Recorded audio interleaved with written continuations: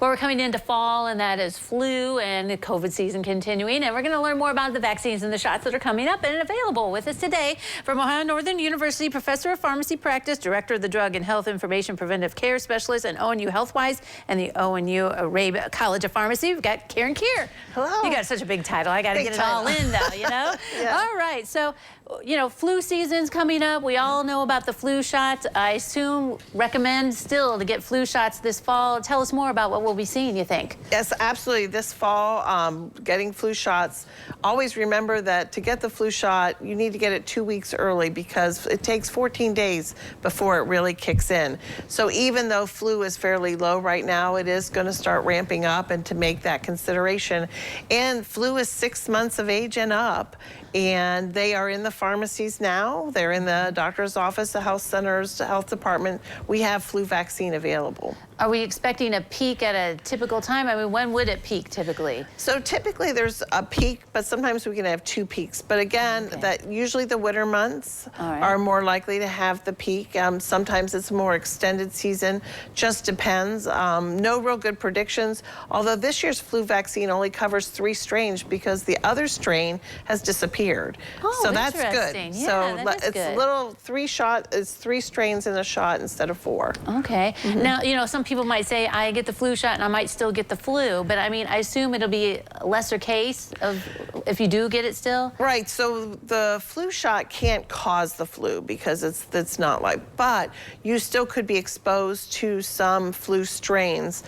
So it does have some protection there as well. We also know by preventing the flu shot actually helps reduce certain things like Parkinson's disease, dementia, because it reduces if you get the infection, you can get inflammation in the brain, which could become a risk factor. So flu has some protective effects beyond even just the flu. Oh, all right. So we should probably start getting them October, November, would you recommend? Or? End of September, beginning of October is a really great time to get those. All right. All right. So let's talk about the COVID vaccines. And I know we've had a tough summer with that. Some people might be over COVID.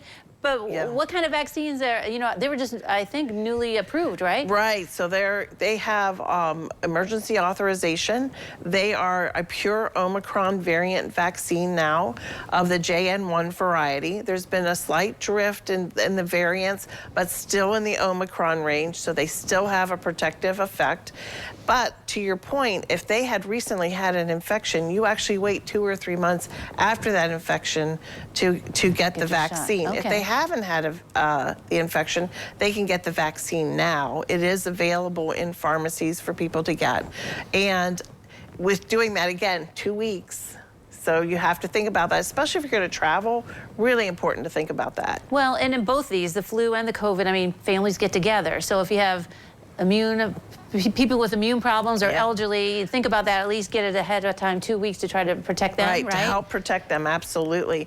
And you can get both flu and COVID together.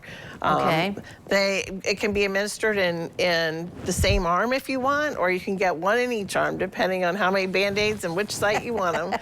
So it's okay. I mean, have they seen good results? I mean, or should we get it separate? No, there actually are studies that show that it can be given together. You get the same immune response. You get the same benefit from both vaccines. So if you're going in, you can go ahead and get both at the same time. I feel like we're getting less and less hospitalizations with COVID, and so people might be saying, oh, I don't need the shot. But what would you recommend? What have you guys see in the medical field and the medical world?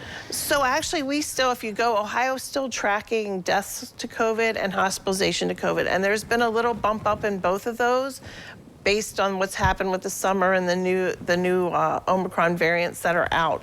So it still provides some protection against hospitalization and death associated with COVID. It may not prevent COVID in general, but it reduces the risk. And we now know the vaccine helps prevent long COVID as well. Oh yeah, that's a concern too. All right, sounds like we need to get our shot soon. Thank you very much for coming today. Good to see you. Thank you. All right, don't go away. News Edition continues in a moment.